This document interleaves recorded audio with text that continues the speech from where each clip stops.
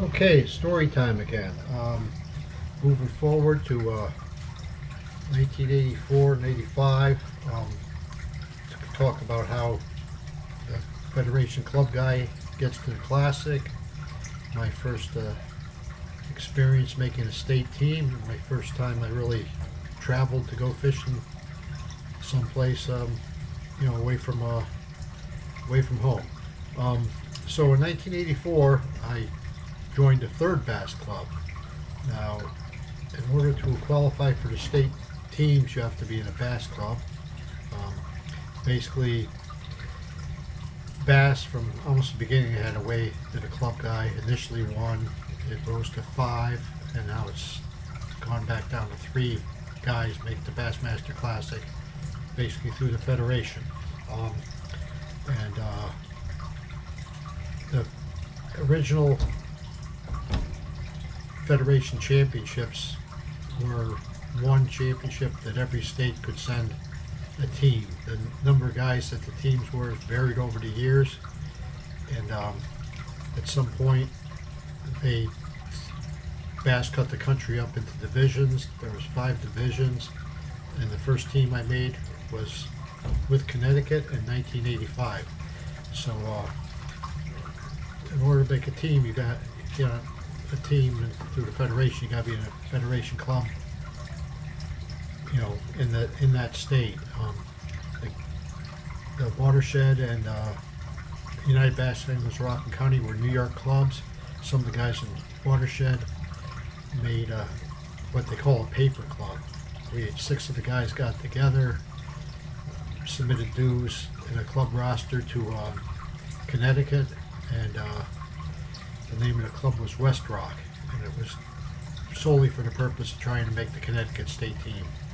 At the time, New York was qualifying their state team off the circuit, and the tournaments were upstate. They're all 3 to 5 hours away, so this group of guys, we all fished, Westchester, New York, borders on Connecticut.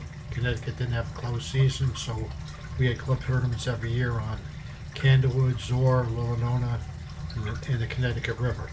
Now, Connecticut qualified off of in '84 I fished some of the Connecticut Open tournaments. I won one of their tournaments on Lake Zor, but the state of Connecticut, their federation picked their team off a qualifier, a 2-day tournament, where each club could send 6 guys to this 2-day tournament, and the top 8, because the team was 8 at the time, got on the state team. First day of that qualifier was on the Connecticut River. Our club went there, so I was somewhat familiar with it. It's tidal, so fishing the Hudson River so much, I always do well on all the tidal rivers up and down the East Coast. And the first day I led the tournament. I caught over 15 pounds. I fished the Bagley's DB3 at the mouth of Whalebone Creek on Elkhorn Tide and caught about 15 pounds. The second day of that tournament was on Candlewood Lake. I don't remember that much about it. I survived. I finished 4th, so I was designated to take a boat to the divisional tournament. The divisional tournaments were draw format as far as boat operation, but each team got to bring designated 4 guys to use their boat and 4 guys to not use their boat. But the guys without the boats were still entitled to half a day on their water, on the trolling water. Now become important later. So that team qualified me for the 1985 Eastern Divisional Championship on Lake Winnipesaukee in New Hampshire. You can see on the map here, from Virginia, West Virginia, up into New England. That was 11 states that were part of that team. It rotates which state gets to host, and New Hampshire was hosting that year on Lake Winnipesaukee. There's the pictures of the guys on the team. Here I am, 27 years old, West Rock Bass Masters, favorite techniques, flipping and spinnerbaits, favorite lake, Hudson River, biggest bass, 7.6, first year on state team. I fished with the most during practice. Russ Hall was the most, had 5 teams behind him. He was a really good angler out of Connecticut. He went out with me during practice. I believe Al Truslow figured out this spinnerbait bite, and ultimately came in 3rd in the tournament. Now, in 1985, the top angler on the winning team got to go to the Bassmaster Classic, and ultimately that would be Danny Correia. And Danny Correia came in 2nd at the 1985 Classic, and really gave the pros a scare. So our pattern was to Winnipesaukee is a glacial lake. It's primarily smallmouth. It's crystal clear. Probably see the bottom in 30 feet of water. And the thing that Al figured out, and it turned out to be the hot pattern for the top 3 teams. We came in 3rd. New Hampshire came in 2nd, and Massachusetts won, sending Danny Correia to the Classic. So throwing all chartreuse spinnerbait. There's a 1-ounce spinnerbait with a great big blade. At the time, a 5.5-foot pistol grip rod was a standard bass rod. Being a coastal guy, I'd done some surf fishing. Longer rods cast further, so I took my flipping stick, loaded up with 12-pound test, and could cast this thing a mile. The first day I don't remember a whole lot about it. Winnipesaukee loaded with fish. I caught a limit. Most of the guys on the Connecticut team did well. We did fairly well. So the second day was the story about how I helped Danny Correia get to the Classic. The second day I pulled a New Hampshire guy, and this guy was trying to fish by these divisionals are 8 guys teaming up. So what's happening gets around real fast. And so everybody's throwing one of these spinnerbaits by the second day. And this guy's trying to throw it on a 5.5-foot pistol grip rod.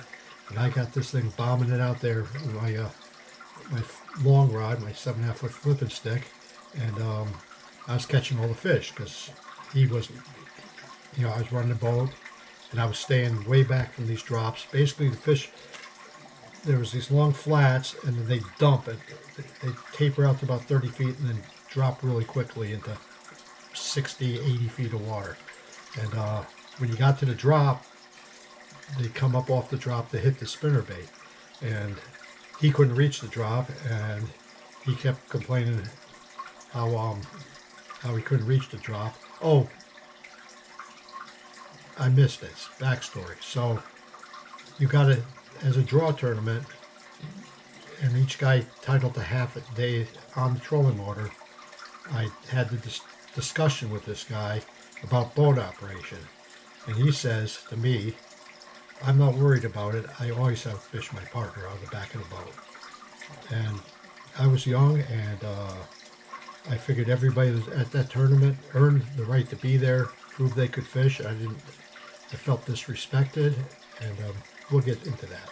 So I have a limit of fish, and this guy starts looking at his watch a lot and talking about what time it was. So I knew where this largemouth bass was on this dock. And it's almost almost midday. So I run over to the bank where I know where this fish is. I start fishing up the bank. The guy's, saying something about the time. I said, you want to run the boat? Run the boat. So he goes up to the front. I go to the back, take one cast to the dock and catch this fish. So he's going down the bank, trying to run the trolling motor. The motor guide had an arrow on top of the trolling motor that pointed the direction, and my arrow had fallen off. And I fished enough that I never looked at it anyway. I didn't need an arrow to know which direction I was going. And I was on a limited budget. I didn't need to spend money to replace the arrow, so I just left it broken like that. And he's fishing for about 15 minutes. He goes, where's the arrow on this trolling motor? I said, I took it off so guys like you couldn't run my boat. So you want to give me the boat back? You want to keep fighting with it? So he gave me the boat back. He zeroed. Massachusetts beat New Hampshire by about 3 pounds, and that's how I helped Danny Correia get to the Classic. That's been a great way to end the story, but day 3 was pretty interesting. So day 3, we did, this whole tournament, 88 guys are basically throwing these chartreuse spinnerbaits by now, probably. And I was having trouble getting bites, and when I finally got a bite, I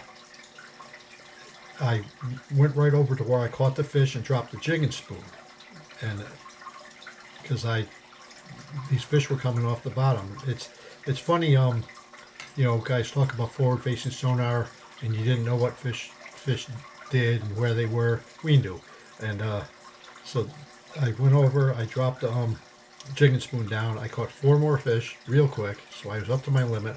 I caught my 5th one and tried and went to call, and the boat drifted out with the wind out into deeper water. And when we hit like 60 feet, my partner was also spooning at this point, catches a monster. So I threw a marker out. It's like, and we sat there at 60 feet for the rest of the day, catching fish as fast as we could catch them. We both had pretty good catches. And another interesting thing that happened that day is at some point my partner called a thing called a burbot. It's basically a freshwater cod. It's the only one I ever saw. Neither one of us had any idea what this fish was when he caught it. So that was kind of a pretty interesting thing. And there's never been really. I've been back to Winnipesaukee for another divisional, a couple regional tournaments, but there's never been a big tournament up there. It's a really great place to fish. It's just New England. That movie On Golden Pond was filmed in a small lake real close to there. If you're going on a family vacation or something, I'd highly recommend going to Winnipesaukee. Well, that's it for today. Like, share, subscribe. Talk to you again soon. Thanks. Bye.